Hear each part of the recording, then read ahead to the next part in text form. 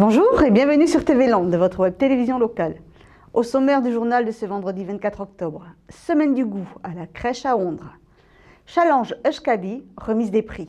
Et pour finir, à tout bout de champ, dernier volet. Cette année, semaine du goût et semaine bleue se sont déroulées simultanément. L'occasion pour certaines municipalités de mixer les deux événements. C'était le cas à Ondres où résidents de la maison de retraite et petits de la crèche ont partagé un atelier cuisine et ont proposé vendredi dernier aux parents de prendre le petit déjeuner dans les locaux de la maison de la petite enfance. Regardez. Café pour les grands, jus d'orange pour les petits. À Ondres, pour clore cette semaine du goût, le petit déjeuner a été offert aux enfants et aux parents. Il y a certaines familles qui ne viennent pas le vendredi, mais qui viennent exprès pour passer le petit déjeuner, pour prendre le petit déjeuner. Et non, c'est très convivial. Et puis ça permet aussi de faire des rencontres aussi avec les parents. Les parents se rencontrent aussi entre eux. C'est un moment d'échange aussi.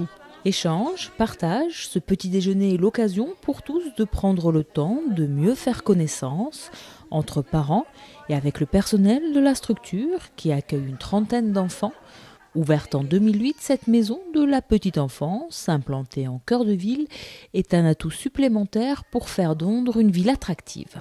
Depuis 2001 qu'on a réfléchi sur ce concept de la maison de la petite enfance, l'idée était de faire que la population à Ondres ait envie de vivre à Ondres et pas seulement d'y résider. Donc l'idée était de développer l'intergénérationnel, le vivre ensemble. Cette structure de la maison de la petite enfance a été pensée pour être évidemment un mode de garde, puisque c'est sa volonté première, mais tout en permettant d'accompagner les familles, de les accueillir, mais aussi toutes les personnes qui travaillent au niveau de la petite enfance. Donc on a non seulement le personnel municipal, mais on a aussi toutes les assistantes maternelles qui gardent les enfants, que ce soit en privé ou au sein de la crèche, et qui peuvent venir bénéficier du service de la maison de la petite enfance avec un accompagnement, des réflexions, des échanges, une psychologue qui vient aussi, et puis notre directrice de la crèche qui accompagne très très bien et qui leur permet d'exprimer les problèmes éventuels qu'elles pourraient rencontrer et bénéficier de la structure avec toutes les adaptations qu'on a et qu'on peut leur proposer. Régulièrement, le personnel de la crèche organise des activités avec les enfants. Pour la semaine du goût, la cantinière de la structure a laissé libre cours à son imagination. Des fois, je fais la semaine, c'est des couleurs. Une autre fois, ça a été des repas sur le monde.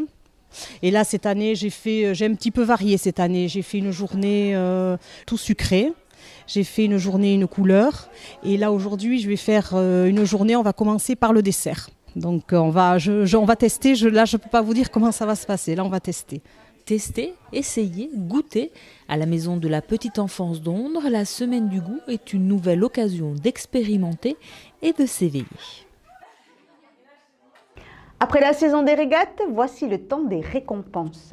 Ce week-end, en même temps que la remise des prix du challenge du port de Cabreton, la Cité Marine récompensait les vainqueurs du challenge Aquitaine Euskadi, né il y a 17 ans. De Cabreton à Hendaye, en passant par Anglette et d'autres, le challenge Côte Sud Aquitaine Euskadi 2014 se termine sur une remise de trophée à Cabreton, en même temps que la remise de trophée du challenge de Cabreton.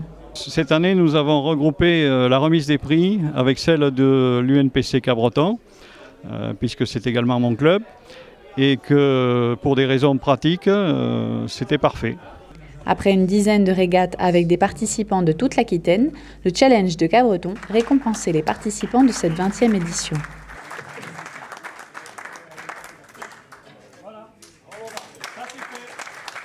Puis, sur le même principe, mais au niveau régional, le challenge Aquitaine Euskadi rassemblait aussi des régatiers de tous horizons. Les clubs se regroupent entre Arcachon, Cabreton, Anglette, Hendaye, Saint-Jean-de-Luz et Fontarabie. Tout le sud d'Aquitaine est représenté. Alors bien sûr, il y a plusieurs classements. Nous retiendrons pour notre part les prescriptions de la Fédération française de voile, puisque tous les clubs sont affiliés à la fédération. Il y a donc une catégorie croiseurs, ce sont des bateaux qu'on peut appeler plutôt lourds et un peu moins toilés que les bateaux de régate, qui sont plus rapides, plus légers et plus toilés. mais plus difficile à tenir aussi en mer dans des conditions de vent un peu exceptionnelles. Ensuite, il y a également un trophée qui revient au club qui aura engagé le plus de participants. C'est le trophée Michel Garnier et le trophée Podium qui est le trophée de l'Institut océanographique Paul Ricard. Bon, au niveau des résultats, ce soir au palmarès, nous aurons premier le bateau Samsara d'André Adam qui vient d'Anglet. Second, Morbras à Éric Tanguy de l'UNPC Cabreton. Troisième, ex aequo, Lorane Alain Pilet d'Andaille. Et l'enchanteur, Laurent Danflous du Yacht Club Landais d'Ossegor. Pour la catégorie régate, premier, Port Cabreton de Cabreton. Second, Jawa à François Morens de Anglet. Et second ex aequo, donc le troisième, Régis Théodoli, Kélos, de l'UNPC Cabreton. Et le vainqueur, toute classe cette année, est Port Cabreton, avec comme skipper Marc Declerc. C'est un bateau de club avec un équipage qui tourne au fil des régates. À la fois vainqueur du challenge Aquitaine Euskadi et du challenge de Cabreton, Marc Declerc et le bateau club Port de Cabreton ont fait honneur à leur ville. Ouais, double champion, on remporte le challenge du port de Cabreton. Ça, c'est pas la première fois qu'on le gagne, mais ça fait toujours plaisir. Par contre, on remporte le challenge Côte Sud à Aquitaine Euskadi, ça c'est la première fois et là on est super content parce que c'est là où il y a du niveau et voilà. Surtout, ce qui est intéressant pour nous, c'est de savoir que le bateau du port de Cabreton, c'est un bateau qui a pour objectif de faire découvrir la voile aux gens, qui met la voile à la portée de tous. Donc de gagner une course, c'est super, mais de se dire qu'on a réussi à amener des gens à ce niveau-là.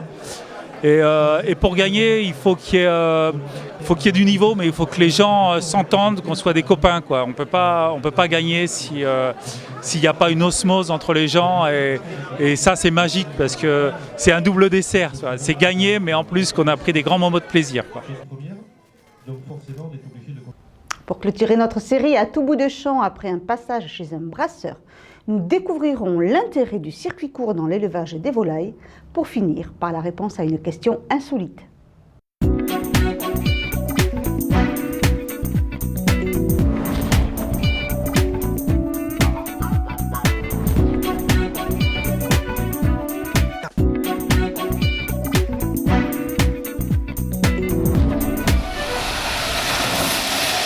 Ce que j'aime dans le métier de brasseur, c'est justement cet aspect recette, c'est-à-dire aller chercher tel houblon, tel malt, faire le mélange et puis essayer telle bière ou au contraire goûter tel style de bière et essayer de se rapprocher ou d'inventer autre chose. Tout part de l'orge sur lesquels il y a eu en fait un début de germination et ensuite ils ont été séchés. Et c'est ces grains-là dont nous on va se servir ensuite en brassage, donc en les concassant et en les réhydratant pour en extraire. Donc à partir de l'amidon du grain, on extrait le sucre. Donc la qualité de l'orge et la qualité du malt sont extrêmement importantes pour la fabrication de la bière. On peut avoir par exemple le taux d'humidité qui va être important pour le malteur et le taux protéique qui va être important pour le malteur et pour nous. On a besoin aussi de protéines sur les fermentations, pour les levures. Donc voilà, tous ces facteurs-là vont influer sur la qualité finale de la bière.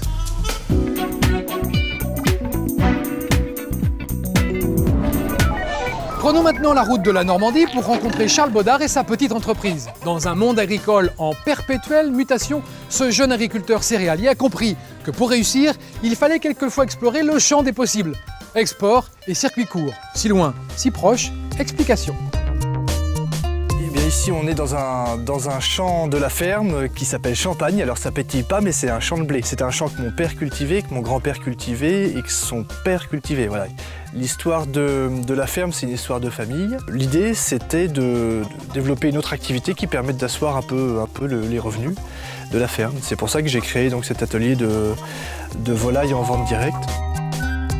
Ici, donc, on trouve essentiellement donc, la production de la ferme, c'est-à-dire des œufs, des volailles, des poulets, des pintades et des volailles en découpe. L'idée, c'était de valoriser quelque part la production, ma production dans les champs, c'est-à-dire le blé, les pois, c'est exactement ce que mangent les poules. Donc voilà, mes volailles, elles mangent, 100% de ce qu'elles mangent, c'est produit sur l'exploitation. Ouais, 2,2 kg. Il y a une démarche à la fois d'emploi et puis de développement local. C'est-à-dire que ici, là actuellement, il y a 2 personnes qui travaillent à côté, qui préparent toutes les commandes, qui font les découpes.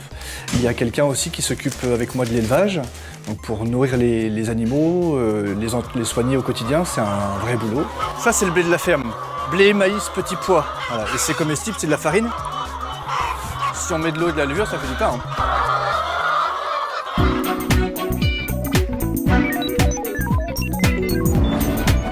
À tout bout de champ, on se pose tous des questions, quelquefois même insolites sur les céréales. Pas de panique, nos experts sont là pour y répondre en 1 minute chrono. Jean-Paul Borde, bonjour. Pourquoi le maïs pousse-t-il très haut? Le maïs, c'est probablement la plus grande des céréales. Elle mesure entre 2, 3, parfois plus, 3,50 m. Il faut aller chercher l'origine de ça dans le lieu où elle a été cultivée et sélectionnée au départ. C'est en Amérique centrale, donc zone tropicale.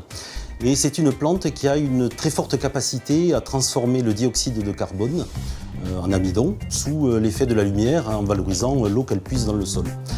Et donc de ce fait, c'est une plante qui a besoin de capter beaucoup de lumière. C'est un squelette sous forme de tige et de part et d'autre de cette tige, on trouve des feuilles. Les feuilles étant les capteurs de lumière de la plante. Et c'est comme ça que ce maïs arrive avec peu d'espace, arrive à capter toute la lumière, donc avec des feuilles qui s'étagent et qui partent de la base jusqu'à 2, 3, 3,50 m de hauteur.